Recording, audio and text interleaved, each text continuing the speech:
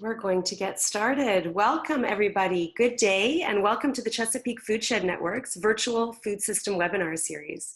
My name is Yona Sipos, and I work on program development for the Chesapeake Foodshed Network through Local Concepts LLC, a consulting firm providing the backbone support and network management for the Chesapeake Foodshed Network. I'm just going to close my Facebook live screen so that I can't see that. I'm joined today by various members of the Local Concepts Chesapeake Foodshed Network team: Christy Gabbard, Network Manager; Sonia Kiner, Communications Director; and Liz Spellman, who is working on the policy program for the Chesapeake Foodshed Network and Local Concepts LLC.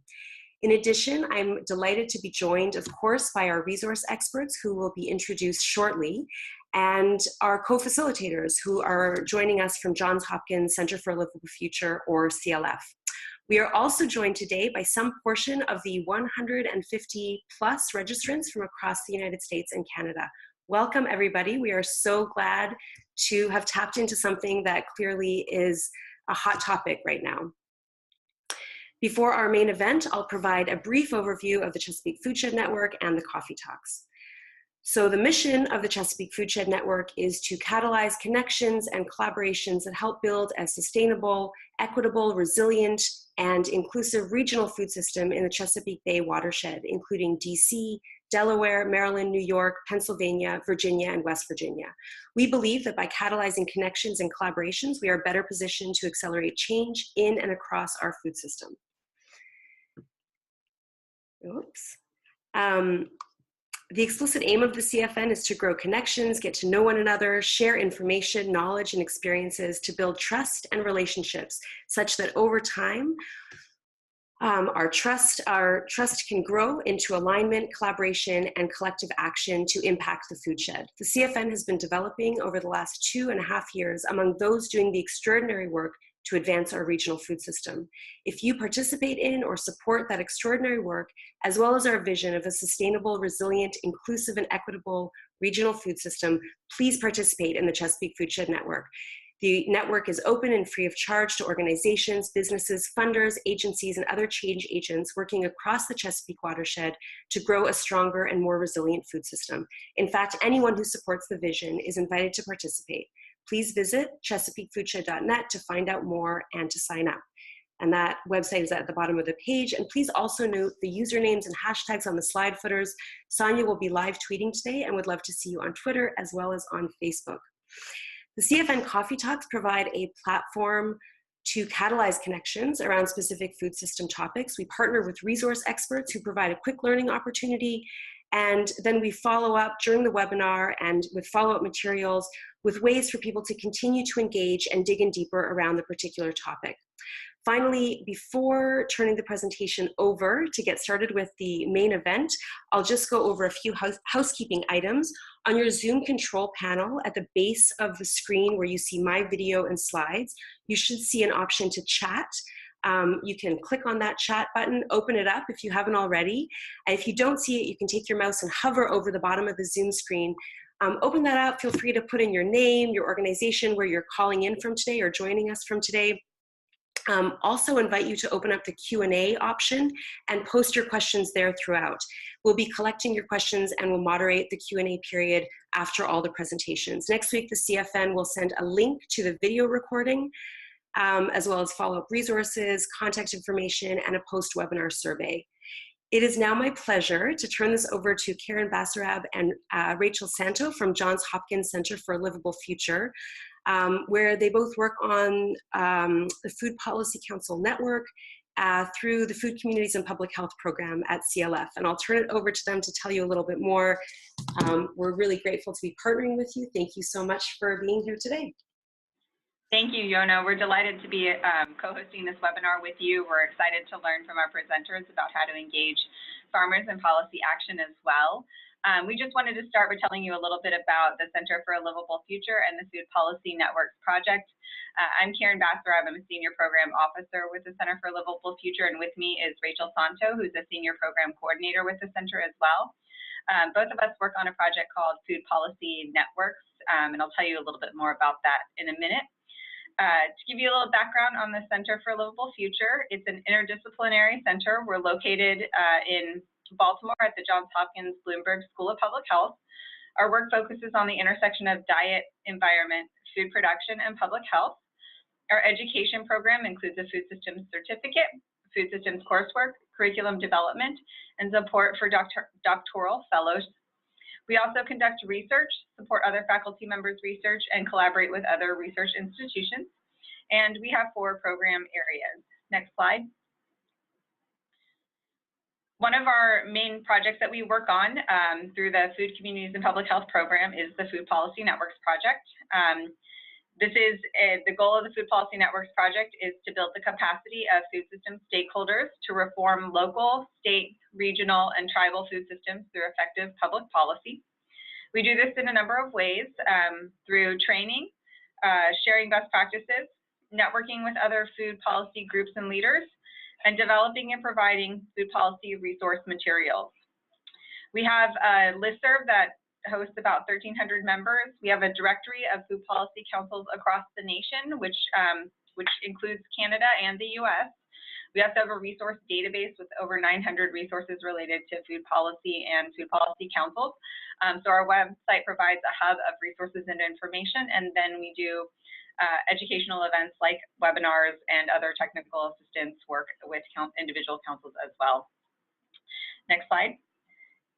If you aren't familiar with the Food Policy Networks project, I encourage you to check out our website, which is foodpolicynetworks.org.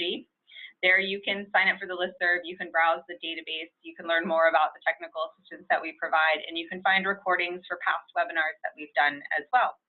And with that, I'm going to turn it over to Liz, who's going to kick off our webinar this afternoon. Awesome, thank you all. The Chesapeake Food Shed Network is hosting this opportunity as part of our policy program, which involves connecting advocates to resources, to each other, and growing a stronger food policy voice in the Chesapeake. Please join our listserv and be in touch with me if you have questions, ideas, or resources to share. The impetus for this webinar was increasing interest in advocacy by our stakeholder groups and the huge importance of ensuring the voices policies will impact the most are heard. We have some really savvy organizations and coalitions and food policy councils with insight, expertise, and stories to share, and expect we'll be learning a lot together. So thank you, Spencer, Graham, Andrea, and Michelle for sharing your time and thinking with us. Real briefly, Spencer Moss is the Executive Director of the West Virginia Food and Farm Coalition. She's the daughter of a farmer and also operates a freelance multimedia business. Michelle Kenning is the chair of the Johnson County Food Policy Council in Iowa and the program director for Field to Family. Graham Unangst Rufnacht is a farmer and herbalist and the field organizer with Rural Vermont. And Andrea Stander was the director of Rural Vermont and currently a policy consultant with Rural Vermont with decades of experience. So with that, thank you all again very much for sharing your time with us. And I'm really thrilled to be hosting such an important discussion. And with that, I'll hand it over to Spencer. Yeah, hey everybody. Thank you, Liz and Karen and Yona and Sonia for having me on this webinar. I'm super excited and really flattered to be asked to be a part of this. I'm gonna share my screen. I'm gonna try to share my screen. Yes.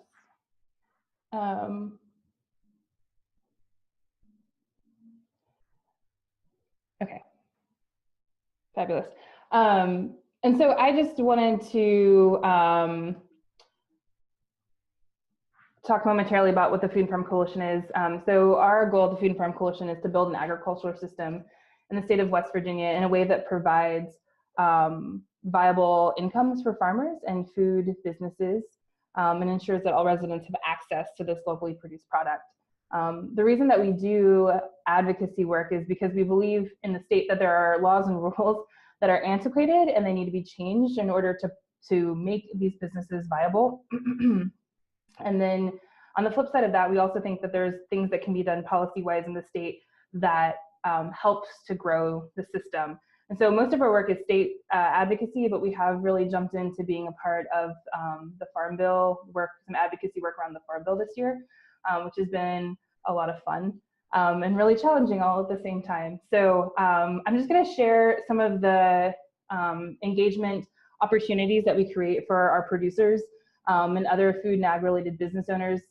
And so what we really try to do is just kind of create this like wide swath of opportunities for folks to be involved. So quickly, we do a legislative dinner every year. It's on the eve of our lobby day.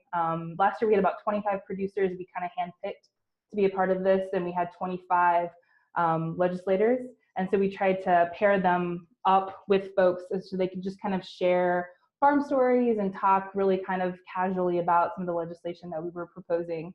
Then we do a lobby day, and we have individual producers and food businesses and lots of other folks and just other advocates that show up. Last year, I think we had somewhere between 85 and 100 people that came, and they advocated in teams and they advocated by themselves for the policies that were on our platform, as well as some other things that were necessary for their own farm businesses. We attend a lot of legislative committee meetings, and in so doing, we bring producers as often as possible so that they can tell their own story.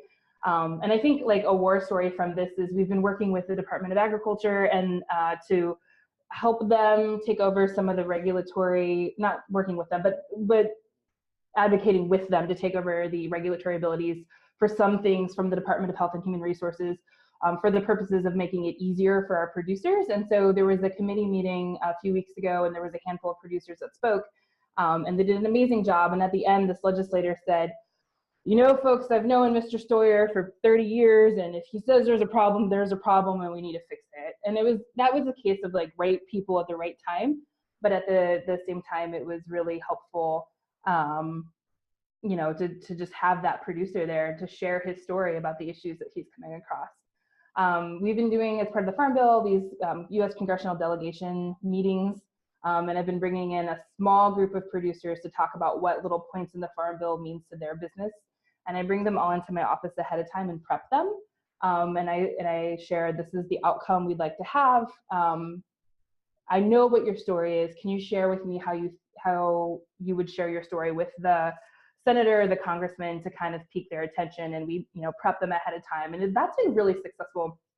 We had a meeting with Shelley Moore Capito a couple weeks ago, and she didn't care what I had to say. And she didn't care what like the farmers market manager had to say, but she really cared about what one of my producers had to say about insurance. And so that was, you know, kind of another like really good indicator piece to me that storytelling is really important. And so I've been working with that producer to kind of hit a couple of points, you know, the next time around for you know, some real accuracy. We asked people to do op-eds, we asked people to make phone calls, do sign-on letters, and we started this thing. We have a new Department of Agriculture. And so we've started doing these Q&A sessions around the state after a couple of days of farm tours and whatnot. And it's just this other opportunity for people to say, hey, we're here. This is our kind of business. This is our kind of agriculture. And, you know, please pay attention to this. And that's been wildly successful. So those are just kind of all like this whole spectrum of opportunities for people to share their own stories. And we try to create those opportunities for folks. This kind of goes without saying, but in engaging our constituency, relationships are by far the number one thing that, you know, gets people to do things for me. You know, I have personal relationships with a lot of our producers, thank God. And there's, you know, a lot of them that I can call, and when I make that phone call, they're gonna do things. They're gonna hop on board with different policy pieces. So that goes without saying. Something else we've noticed is it's always easier to get participants when they care about the legislation that's in front of them. So, you know, it's really, we have this rabbit rule we've been working on for a couple of years. And it's really easy to get people engaged when it means that they could start selling their rabbits at a restaurant as opposed to just selling them at a farmer's market. But it's less easy to get them engaged with, you know, participating in a SNAP program or whatnot, because it doesn't directly affect them. So, you know, we're trying to spin that narrative always, so that it kind of like makes that line to where it gets back to the farmers' individual, you know, businesses. And then I think the other piece that we really try to do is co-create our legislative platforms. You know, we rely on our producers and our food businesses to tell us what the problem is, and then we do the research and we bring it back to them for a vote. and we really rely on those guys to co-create it. So that's, I think, another way that we kind of try to engage. This is actually a little an op-ed that one of my board members wrote about SNAP. I just thought I would share a little photo of it. Another way that we really try to engage our constituency when we're in the process of policy is we do this this policy tracker, because what we've learned is that folks don't actually know how a bill becomes a law. And they know the kind of like, I'm just a bill kind of Schoolhouse Rock thing. So we've tried to like basically take that model and create this policy tracker. And the feedback we get on it is so incredible. We update it as we go along. And folks really appreciate the fact that they can see where it's going. They can see kind of a little blurb about what's going on with the bill at the top. And then there's like a call to action, whatever that call to action happens to be during that time. So this is a piece that's really important. It's kind of like the narrative story of how a bill becomes a law, or how a specific bill needs to become a law through the various committees that it needs to pass through. And we also use a lot of social media. I think one of the things we really love about it is it's a way for us to very quickly share something with a photo and a quote. And it, essentially becomes this really sweet little narrative in, less than 140 characters, I think, in this particular instance. You guys can see this beautiful couple. The ACA allowed Amy and I to quit our day jobs and start a business. And boom, easy, it was super easy share. We got a lot of comments on it. It was a really nice piece. This is another one of our board members. Her and her partner operate a farm. And she gave us a little quote and let us use this photo. And it was, again, this like perfect, really easily shareable piece that we sent out via our social media, but also I think we did an email blast with this one and got some good feedback and some curmudgeon feedback as well. So I guess as long as we're creating a stir, it's all that matters. We also like to engage our constituency with a little bit with social media ads. So there's this little piece here on the left was an ad, and you guys can kind of see how many views it got. I don't think it has how many shares it had, but we've used it as a technique, and it seems to be really helping with this video series. And we also like to do things with a little bit of humor. We're getting better at it, so I hope this video plays. But so this was a post about when Cassidy Graham failed, and the girls just kind of did a little thing in the office, and it was just really funny. And it I got like little emails or little Facebook messages back from folks that just thought it was adorable. And so I kind of mentioned that we were working on a hashtag campaign with the Farm Bill. And so we have created this little logo, and then we have the hashtag WV Farm Bill 2018. We have a little website that goes along with it. And it's opportunities to send an email, send a tweet, do a sign-on letter. And it's just kind of, it's not intrusive, but it creates kind of an outlet for folks once they see the storytelling piece that's connected with it, which is what I'm about to take a minute to show you guys. Oops, I'm gonna bring up a video. So we contracted with a fella to do this video series, 3 parts. We've released 2 of the 3, and it's creating an interesting little stir, but we've gotten a number of sign-ons to our sign-on letter as a result of these videos. So I just wanted to kind of share, I really love video work. It's kind of my background. And I can't lay claim to having directly produced this one, but we definitely worked on the storyline with our videographer for it. And we just, really love what video can do very concisely. It can very concisely tell a story. It can very concisely put like a face and a name and a story together. And I think it's becoming, very quickly with groups like Now This that are kind of almost training young minds to absorb their news in little 30-second blurts. I think, hopping on that bandwagon isn't the worst idea we've ever had. So I'm going to share this video with you guys. I hope you enjoy it. SNAP provides farmers with an income stream, also helps us to provide our food for people who can't afford it otherwise.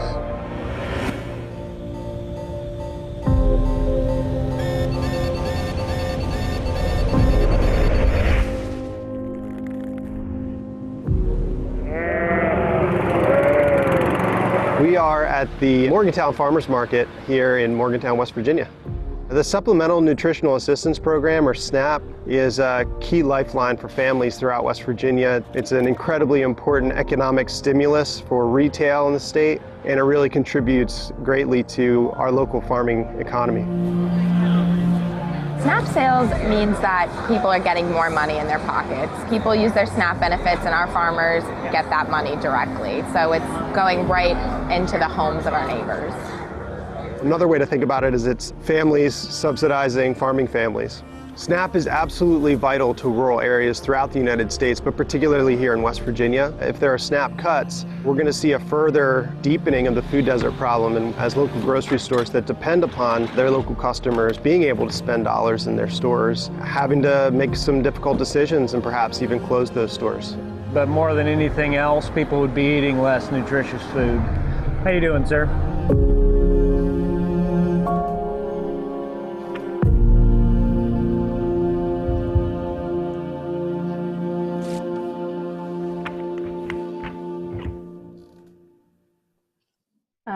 So that's, again, one of a 3-part video series. And I'm just going to finish up with more video campaign pieces that we have in the pipe. I think one of the things we've encountered is that people feel like what they say doesn't mean anything. And so we're working on a video called The Power of One Conversation, and just trying to share, what are some of the outcomes that we've seen at this organization as a result of a single conversation. And putting that together, but then also a video campaign series about how the everyday impacts of policy decisions make on our lives. Because I think the other thing we've encountered is people don't think that what happens at the state capitol, what happens in DC, really affects their lives. And so we want to kind of put a piece together about that. So those are 2 kind of video campaign pieces that are in the pipeline for us that kind of narratively tell that story. That being said, I'm going to hand it on over to Michelle.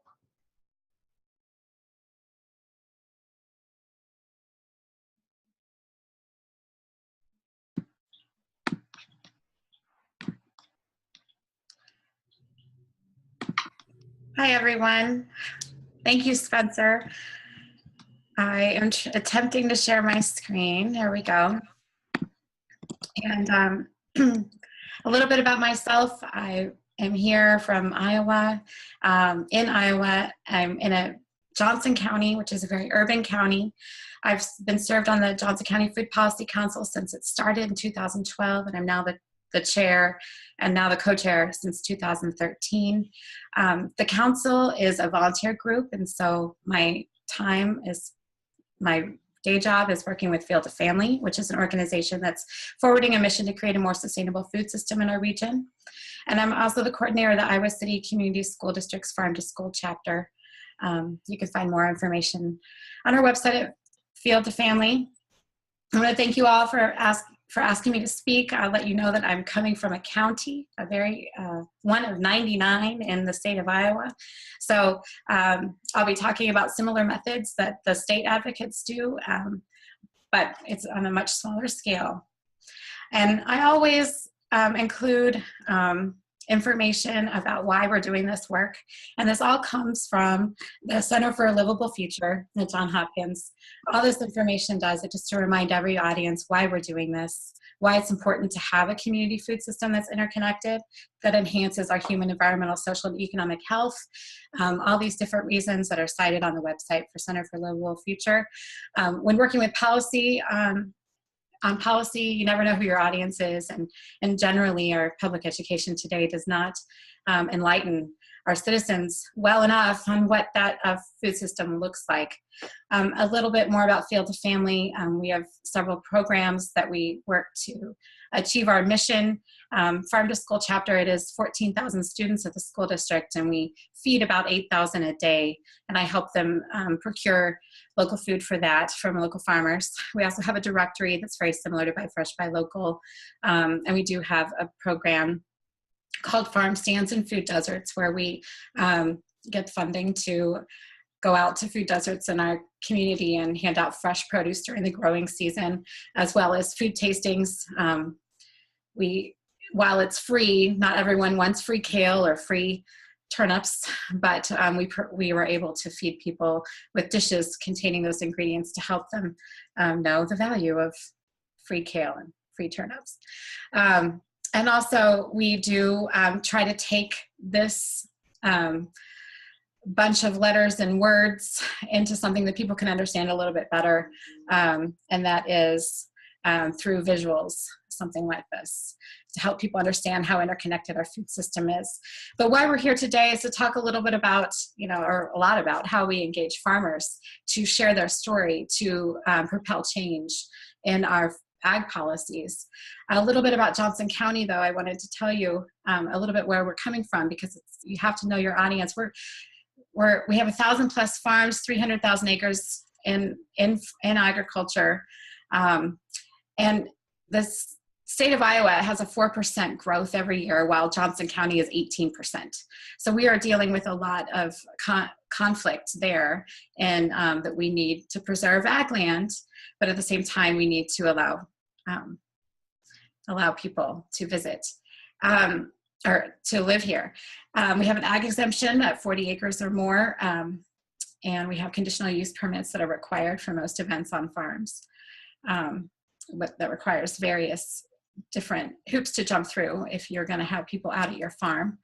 But we're an urban county, and even though the makeup of Johnson County is primarily ag land, we have large city. So what we have done to help propel the voices of farmers in Johnson County is to form a food policy council. Our sister up north in Linn County is our Linn County Systems Council. Both of our councils have 5 members of the Board of Supervisors that are elected as our primary target. They're the ones who make ag policy for the county when it's not already set by the state and national policy. So we form this council. Members represent various sectors. We do have farmers on our council, and restaurant owners, dietitians, people involved in healthcare, social services, of course, extension, conservation department, procurement specialists. And we have utilized our council to access resources that the government has, the county has. And I'll give you some examples of what we've done. But ultimately, our job is to provide recommendations to the county Board of Supervisors on how they can use their resources to create a stronger food system through policy and through funding or through partnerships. We have 15 members of the council, and we have support from the Planning and Zoning Commission, which is called our Planning, Development, and Sustainability Office. We, in the last year, we had a new position created in the county called Local Foods and Planning Specialist, and we always have a member of the supervisors actually sit in our meetings and be our advisor. This is a little bit what we did with our council. We created, we did some visioning together. Why were we doing this? Of course, we're recommending policy, but we're also, looking at a bigger picture that we want a food system that's healthy, available, fair, and sustainable. We are directed to hold public forums as well as provide recommendations, and we've done that since we've started. A little bit more about the structure: you have to apply for an opening, and you actually are appointed by the Board of Supervisors to serve 2 to 4 year terms, and we're giving money to provide the directives of the public forums and the recommendations, but also we're allowed a lot of resources. We have large gatherings. We have free space in county buildings to offer those gatherings, for instance, copies, signage, just anything that's available from the office as at our disposal. We meet once a month. Generally, we've used the council as a vehicle to turn farmers as advocates. So this is just another copy of a slide I had earlier, but this is what I'm going to keep coming back to because everyone does it differently. But farmers are are notorious for being difficult to reach or communicate with. And this is, a terrible time of year too to ask farmers to do anything. But we work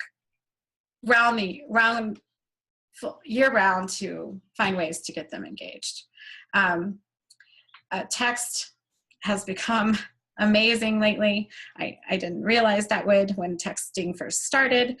I didn't think that would work, but it's starting to work with a lot of our new farmers. We also, of course, the phone, but going out to the farm is the easiest way so far still for us. But during the winter, we do provide events. We plan events where we ask farmers to speak and share their ideas. Other things I'll get to, but we're also able to utilize communication channels, not only through our members. Each member, we're all volunteers. We come from different sectors of the food system. So we all have our own base of people that we can communicate with. I have, of course, Field of Family, which is an organization that's been around a long time. We have a large mailing list for our region, but we're also able to work with the University of Iowa here and their dietitians.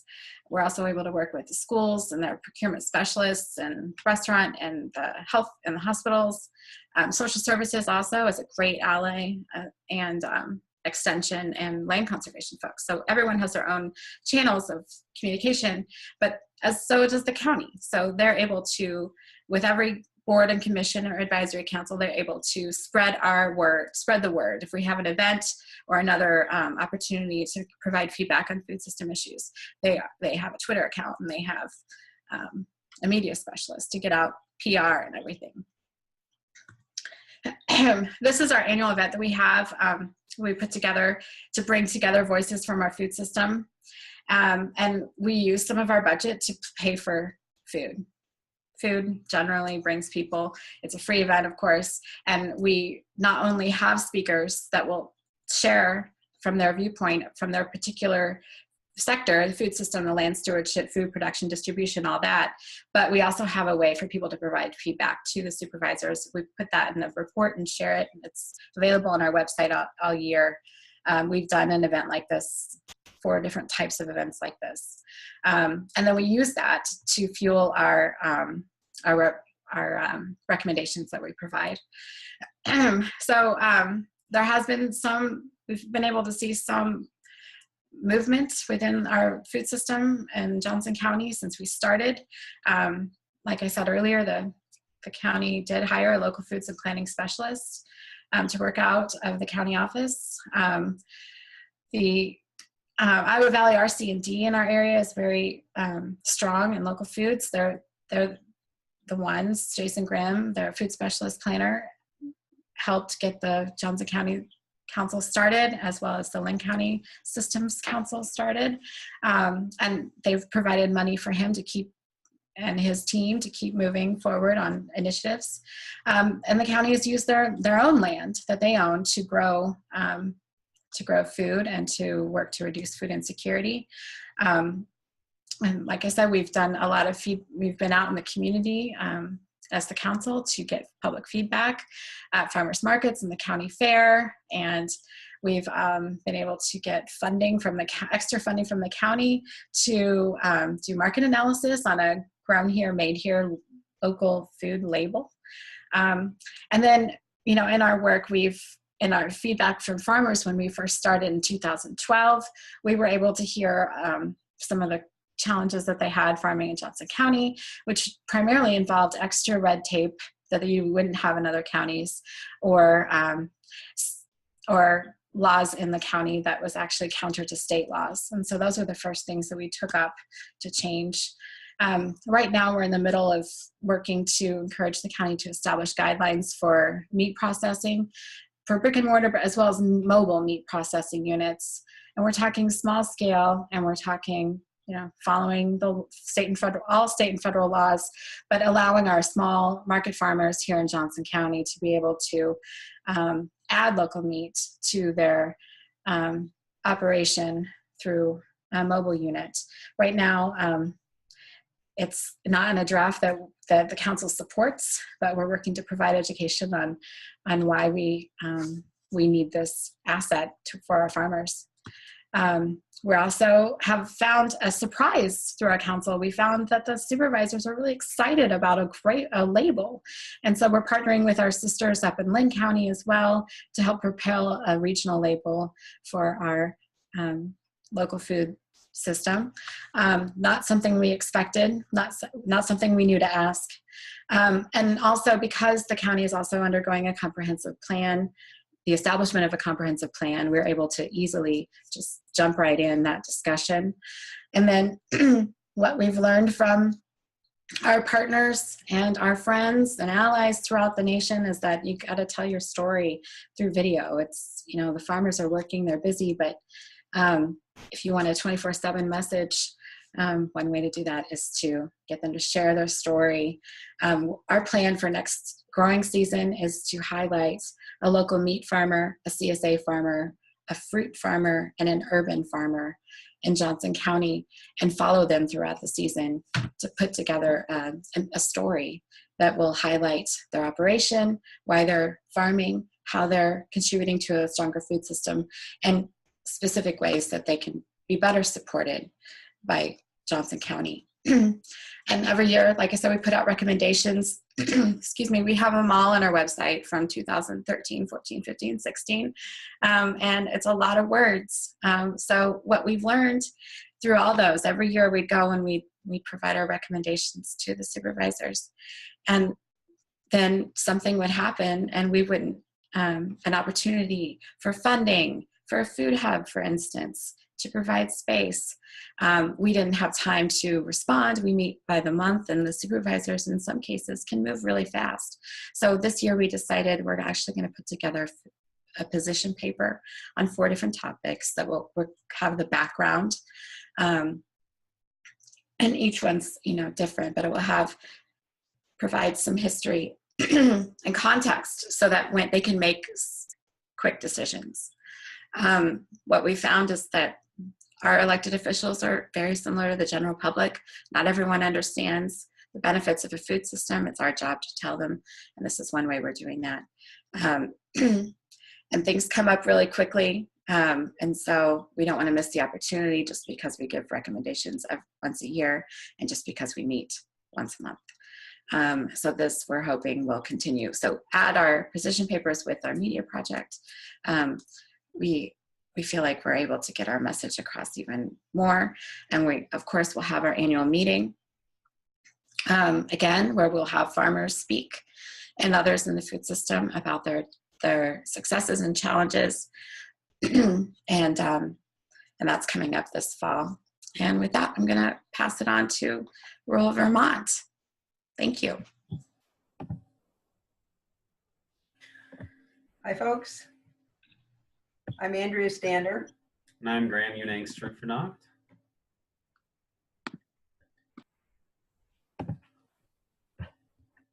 I think you already have it up.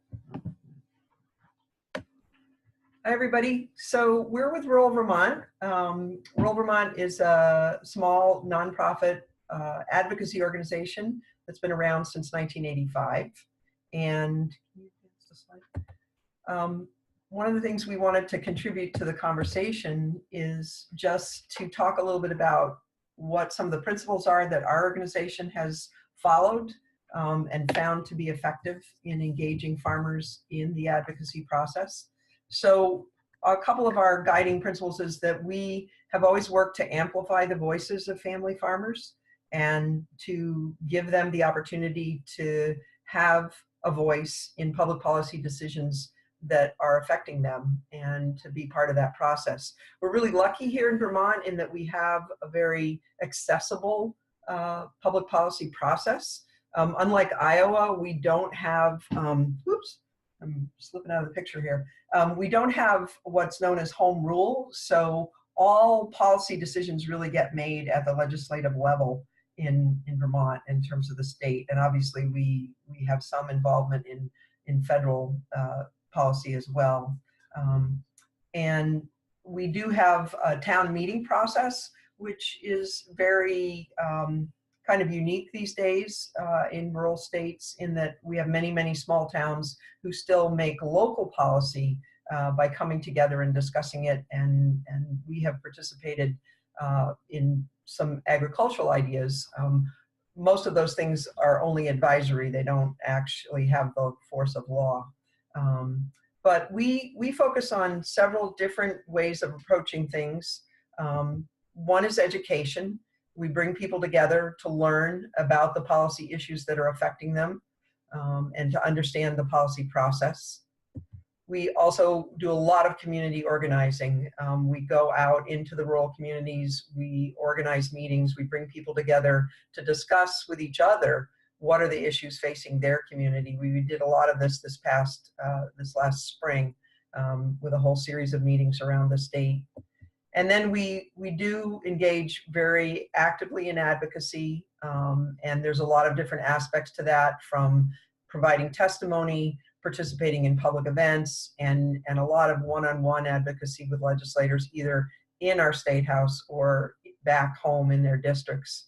And then we also have a history of participating in a lot of direct action, bringing people together in large numbers, collaborating with other organizations around common goals, and really bringing a high level of public awareness to an issue. And so our history really goes back to the origins of the organization when we, back in the 1980s, when there was a farm crisis at that time, organizers and farmers came together. The farmers said that the legislators weren't listening to them anymore, and they asked for a public hearing at the State House to discuss the things that were affecting them, and the legislators said no, they were too busy. They didn't have time for that. So the farmers organized their own public hearing, and lo and behold, the legislators showed up en masse to participate in that public hearing. And that was really the beginning of this process of engaging farmers and telling their stories and talking about the policies that are affecting them, and also putting their ideas and their expertise on the table. So I'm going to turn it over to Graham and let him talk a little bit about his own personal story and how he got involved as a farmer in advocacy. Thanks, Andrea. So, like Andrea said, I'm currently what's being called the field organizer here at rural Vermont. What did I do? Here, I'm just going to try to fix this. Sorry. I wanted to put you on screen so they can see you. On screen. Yeah, so you can see you. Sorry, folks. Just trying to figure this out. Well, it's okay. I'll just talk with this screen here.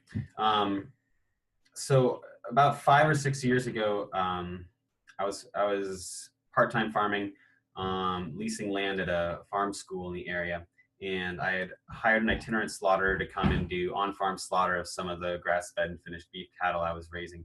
And there's a law in Vermont significantly prohibiting and limiting what one can do for on-farm slaughter. So at some point in that process, I was my meat was put in a place by the state where it couldn't be touched. The processor couldn't go couldn't deal with it anymore. It was in danger of rotting, etc. And I did some personal community organizing, but at some point rural Vermont stepped in and asked how they could support me. And Andrea was the executive director at the time. She found me a lawyer who could represent me pro bono with the state.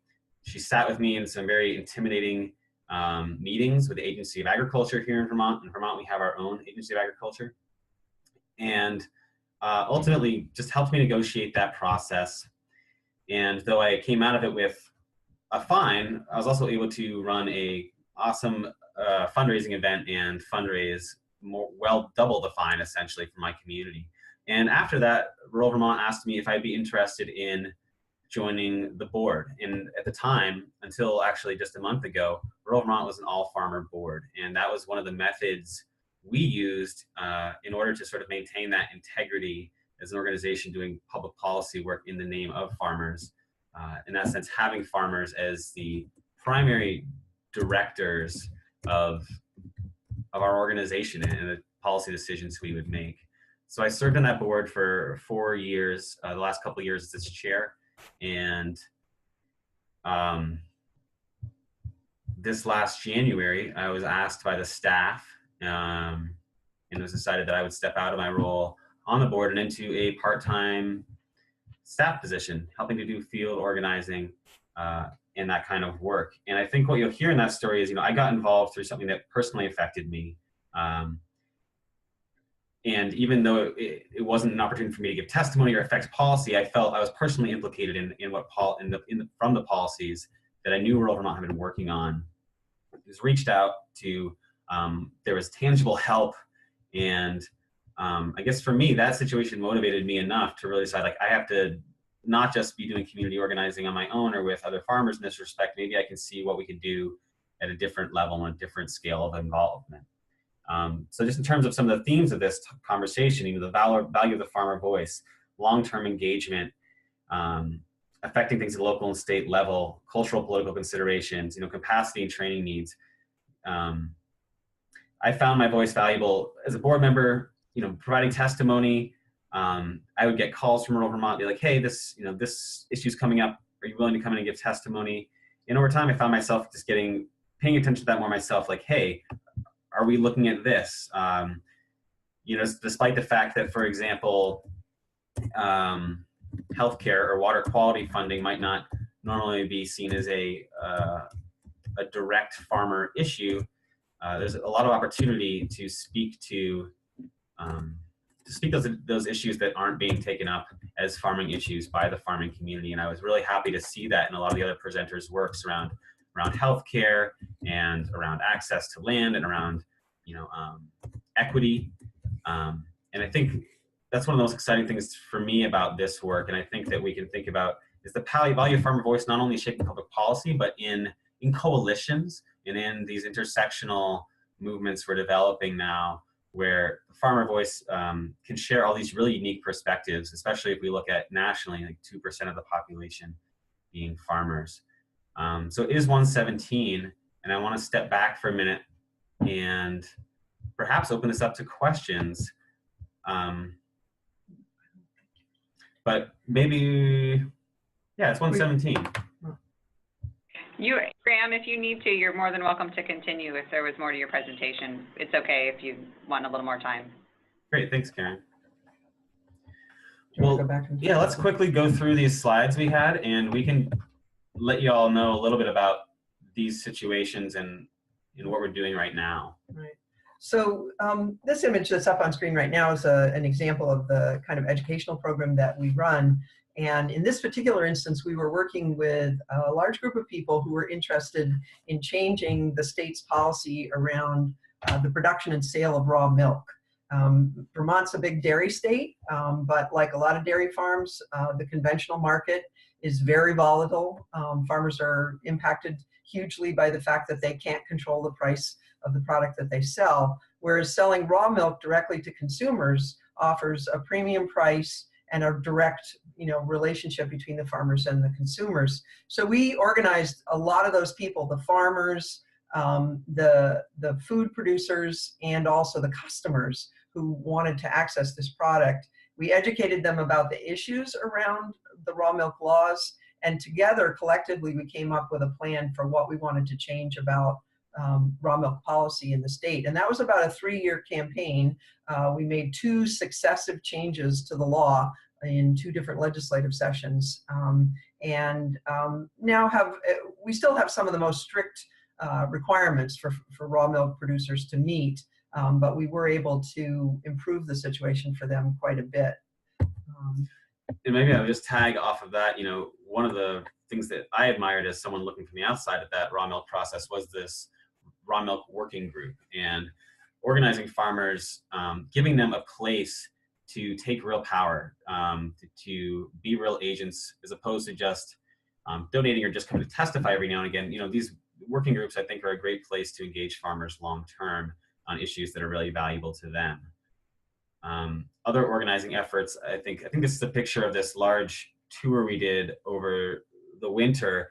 We sort of decided as an organization, we're putting a lot of energy into policy, into trying to stop bad things essentially from happening to us or responding to policy coming down the pike. And we were wondering, well, let's touch base with our constituency. So we traveled around the state It's 6 different large events where we sort of spoke a little about our position in this notion of a just transition to a regenerative or ecological agriculture, and we could speak more about the challenges of using that language. And have these events where we sought to really hear from people what was important to them and how they felt we could be most effective as an organization. And one of the things that came through those meetings very clearly from our constituency was that people did value the role that rural Vermont plays in facilitating this participation in the public policy process. And one of the most powerful things I've observed in the 5.5 years that I worked with rural Vermont as the executive director, and even now just focusing on policy, is that when farmers tell their stories, when farmers bring their expertise to the people making public policy decisions, it not only educates them and makes them better informed about the decisions that they're trying to make, it also changes their minds. And I've seen that happen over and over again, where legislators who came into a situation or came into a debate with a particularly strong point of view about something were really turned around, often as much as 180 degrees, by hearing directly from the constituents who were being affected by that policy. And in this slide, you can see on the left, we have people testifying before a committee. This was about on-farm slaughter and the role that that traditional practice plays in a very rural state like Vermont. The center picture is about a big campaign that we were involved in a collaborative way with other organizations. Vermont was the first state to label or require labeling of GMOs, genetically engineered food, through legislation. Unfortunately, the federal government overturned that law rather quickly. And then the picture to the right is really the sort of stock and trade of what we try to facilitate, which is giving farmers, that is a farmer on the left, talking directly with a legislator, forming a relationship, building trust, becoming a source of information for that legislator back in their home district, and building that relationship over time. Because in the end, public policy is about people, and it's about the needs that people have and the ways in which coming together through our public policy process, we can improve people's situations and people's lives. And then there are times when it's very necessary to take direct action, to bring it to the streets, to collaborate with other organizations. And a lot of the work that we're doing now is trying to create some coalition work with other groups on particularly large issues that are affecting multiple constituencies, and where there are themes that come together around social justice, economic inequality, and some of the issues that are filtering down from the federal level, but also happening at the state level. And Graham can say a little bit about that. I would just say in that respect, recognizing the time that, one of the greatest successes we've seen in Vermont this year was something we were only peripherally involved in, and that was the success of the Migrant Justice Campaign and the Milk with Dignity campaign to get Ben & Jerry's to sign on to this third-party certified Milk with Dignity campaign.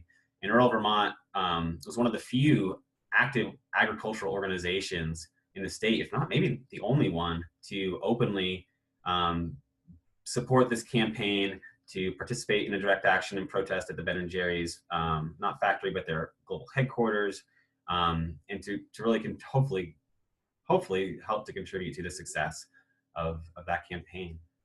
So now I will turn it over, I think, as it is 1:24. We're happy to take questions. But thank you all. We're happy to take questions. Thank you, Graham and Andrea. And thank you also to Spencer and Michelle for sharing your stories as well, and kind of some of your experiences working with farmers. We're going to turn now to Q&A. For those of you that are attending, if you have any questions, please feel free to submit them in the question box, and we'll go through them and ask them of our panelists. One of the questions we wanted to start off with is about kind of engaging farmers, or how you get farmers to willingly share their stories. This question is from someone that works in Maryland with the Farmers Market Association, and kind of finds that there are some barriers that inhibit farmers from sharing their stories, like time or transportation, but then there's also the barrier of the farmers aren't comfortable with public speaking. So do you have any suggestions on how you can effectively support farmers or train them to engage in sharing their stories? And this is open to anyone that wants to chime in.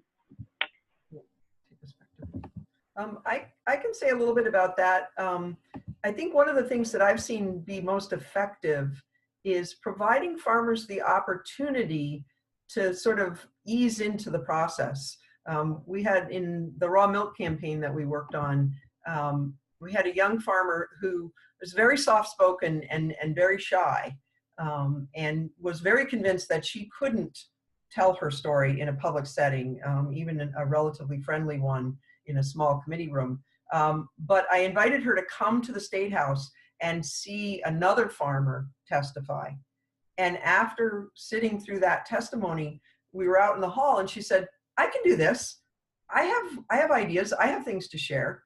And she then was able to do that. And I think sometimes just providing someone the opportunity to observe the process before having to actually take the plunge and tell their story or be in a public setting really helps. One more thing I would just add, because someone was talking about barriers.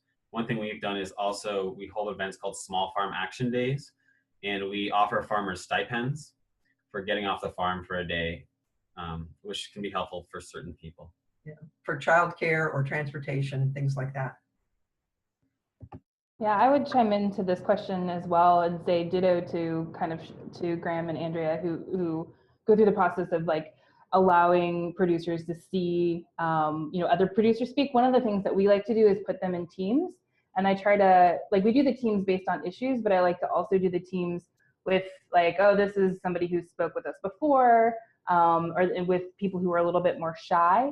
And that way, when they're in the meetings, the person who's prone to be a little bit more talkative will do the heavy lifting, and then over time, someone who's a little bit more shy can kind of chime in. And then particularly, I'm thinking of a producer who's been with us, I think, for the last 2 years, and last year didn't want to say a thing because she was so nervous, and then this year, she was like, yeah, I think I can do this. These senators and congressmen are just regular people. And she led a team this year. So that was really fun for us. I just wanted to add that we've worked to create other avenues of communication between policymakers and farmers due to the fact that sometimes the growing season gets in the way of timing on important decisions. So we've had people, of course, write written comments, or we've gone and interviewed them and passed on those comments. And at our public hearings, we give people the opportunity to share privately as well as at the open mic. Thank you all. Spencer, I wanted to go back to you a minute because you do so much with social media, and the point was raised that not all farmers necessarily engage in social media. So is there any specific kind of training that you do to engage farmers more in social media activism, kind of some of your campaigns? Yeah, I think it kind of seems like there's a couple of divides here. So all of our young producers are pretty well on social media, even if they're not on it every day. Some of our older producers are not. For obvious reasons. And then we also saw in some research we did this summer that there's a rural-urban divide when it comes to social media. So the producers that are a little bit closer to cities use it, and then the ones who are kind of out in the sticks, and there are definitely lots of places in West Virginia that don't have good internet, so it doesn't serve them well to even have internet at their houses, don't tend to be on it. And so that's kind of the divide. I think we've done some, and we're getting ready in the next successively the next 3 months, do how to use social media in terms of marketing. And so there will be a little bit of a policy spin to that as well in terms of this is what a hashtag is. So when you want to say something about the Farm Bill, you can use this hashtag WV Farm Bill 2018 campaign. So I think putting all of those pieces together are important, but we're not going to hit everybody with social media, unfortunately. Could I say one more thing to that?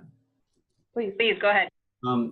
We've been working a little with the Agency of Agriculture around getting material out to farmers as well, and have run into that issue of a lot of farmers not even having an email address, not knowing how to navigate the internet. And again, as Spencer says, there's certainly different sort of demographics of farmers, and in particular with older dairy farmers. So we worked with the agency a little bit to encourage them to get the things they want out to people, not just over email, not to make those assumptions, but get them out through common written publications like the Ag Review in Vermont here that farmers are getting, that they can get for free, that might just be mailed to them, and some other more conventional ways of getting information. Thank you. Michelle, did you have anything to add?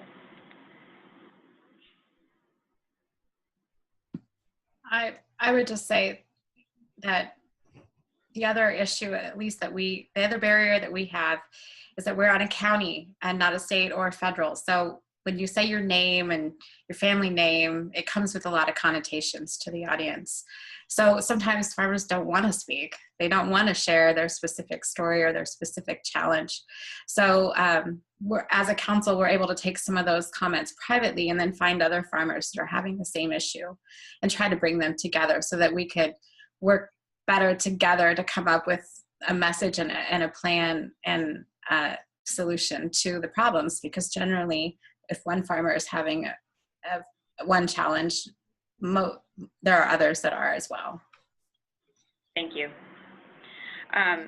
So I wanted to go back to a comment that was made by Graham and Andrew, and you mentioned that you stipend farmers on occasion to come out for your small action days. And one of the questions we've got was, is there compensation that's provided to farmers to either serve on a board or a council or to attend events? Kind of what do you compensate farmers for their time? And also, where do you get the funding from if you do?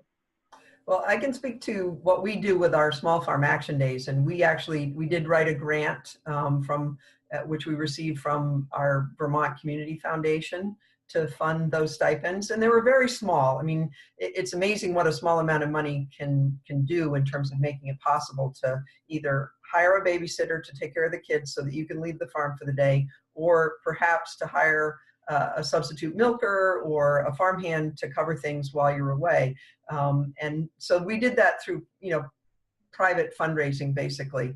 But I think Graham can offer a perspective on some of the demands that are made on farmers through the public policy process, which is not compensated and is a big challenge. Yeah, that's definitely challenging. We do have some opportunities. For example, on a new committee with a number of farmers in the Agency of Agriculture, which has 4-hour meetings, I believe, like once a month, ideally. And I think they've offered a small stipend for that. But as an organization, we really had to think, we have limited capacity. Is this a conversation it's worth us expending this much effort into or not? And knowing that even as we got into it, this may or may not, and at some point we may have to make a decision to back out. In terms of the other, we have an all-farmer board, and we still have a lot of farmers on our board, and that's not a funded or stipended position. And we certainly, we have a passionate board, but there's certainly challenges getting everybody together, especially at certain times of the year. And I think regardless of compensation, there's those barriers as well.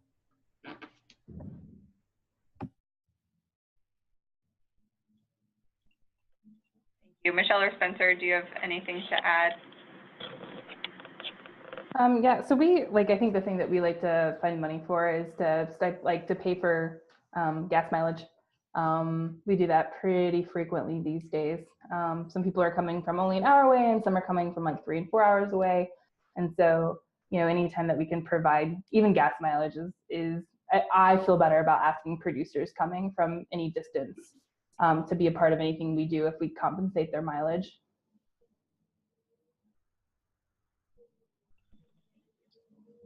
So another question, totally separate from this, is kind of those of you that work with organic farmers, kind of how do you balance using some language like regenerative or organic while trying to be inclusive of conservative farmers that may not have the same practices? So kind of how do you bridge the line between these two different groups, both farmers, but having very different interests?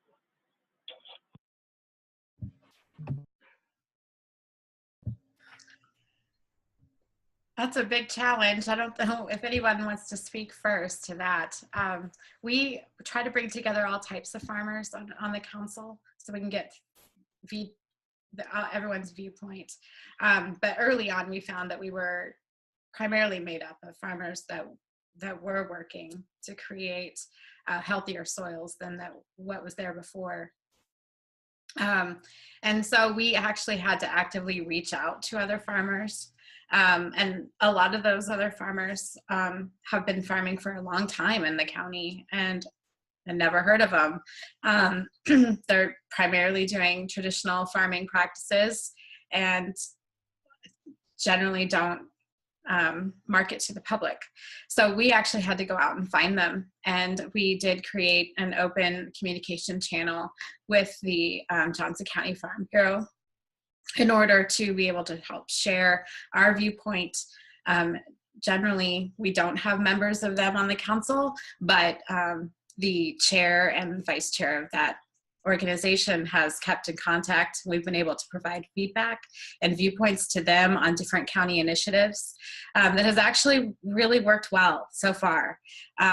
The County Board of Supervisors here are utilizing their county poor farm land to showcase a lot of sustainable ag practices. But they had 3 choices that were brought to them on what they can do with that land. And we were able to help provide reasons to the Farm Bureau and others on why they should support the more advanced, the more ecologically friendly plan and how it benefits them. And it really helped minimize the conflict and the negativity that could have come from that choice from the supervisors. So it really took initiative to go out and reach those farmers, but at the same time, keep true to our values so that we're forwarding a mission that we feel good about while educating everyone, including other farmers.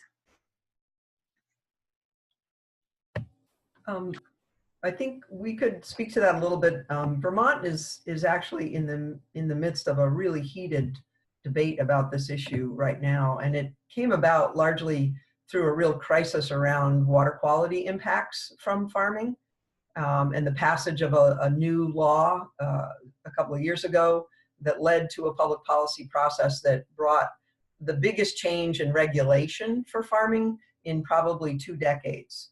And the divide over farming practices has become quite elevated in the conversation about how do we address our water quality problems. And what rural Vermont's been trying to do is to find ways to collaborate with more agricultural organizations. And in this state, we have a farm bureau that's a good bit smaller than in some of the larger farming states. We also have the Northeast Organic Farming Association, the Vermont chapter of that organization, which is very active in the Northeast. And we have a lot of advocacy efforts that are directed around the dairy industry, the conventional dairy industry, and the problems they've been facing. So I think that this issue of practices and impacts on the land is part of where we've been trying to focus, rather than sort of getting into a kind of divide over who's, this is a good farmer, this is a bad farmer kind of thing. Is what are we trying to achieve and how are we going to get there? Graham, do you want to talk a little bit about your involvement with that committee?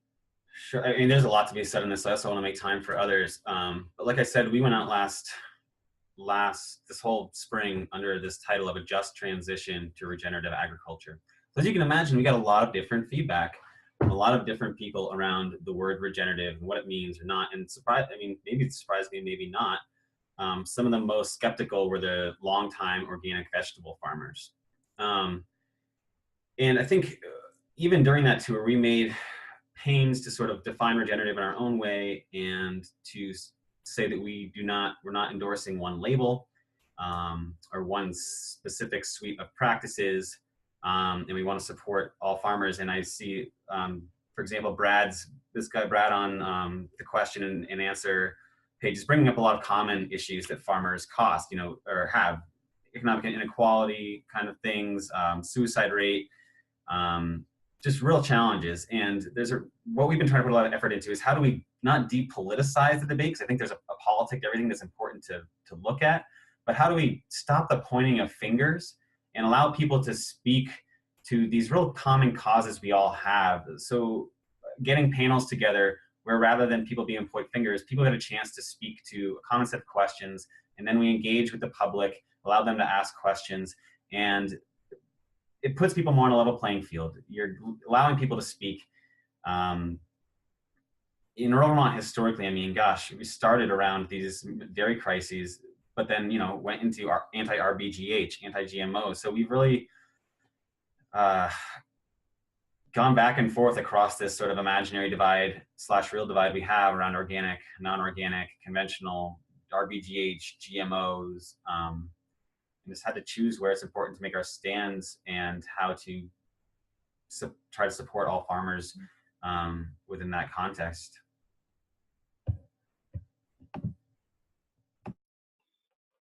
Thank you. It's hard. Spencer, do you have anything to add in terms of how you guys balance in West Virginia? No. Okay. So I had one more question. This kind of gets back to the last point that Graham, you brought up in terms of like, how do you make your decisions? So how do you make decisions about what policy you're going to work on and what become your priority? And then how do you decide when you engage a farmer or when you don't on those issues? And how do they align kind of with your longer term vision for what you see for your state and also what you see kind of with the food systems nationally as well? Did you say me, Karen? I'm sorry, kind of cut out there a bit. It's open to all of you to answer. So if you want to go first, go for it. Sure. Yeah, gosh, so many things.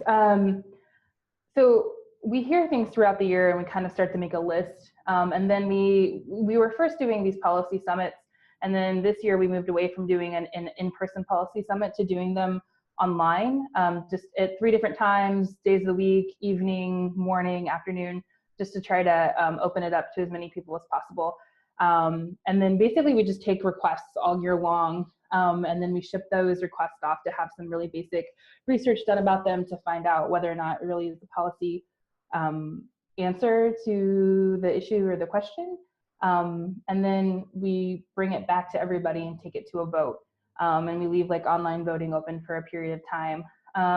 With the caveat that we reserve the right to pull, even if it's like the #1 vote getter, if we feel like it's just not a good year politically, we reserve the right to pull it, just because I can't in good conscience throw, you know, potentially thousands of dollars at a policy that's not going to be viable this year. And so there's a group, American Friends Service Committee, that does this amazing job talking about like these 3 kind of this triangle of policy. And one of the pieces to it is there has to be a window available. So 2 years ago, I like to talk about this, when Liz Spellman was still with this organization, we had a farm to food bank bill that we were working on and just got 0 traction. It was a rough year for the budget here in the state.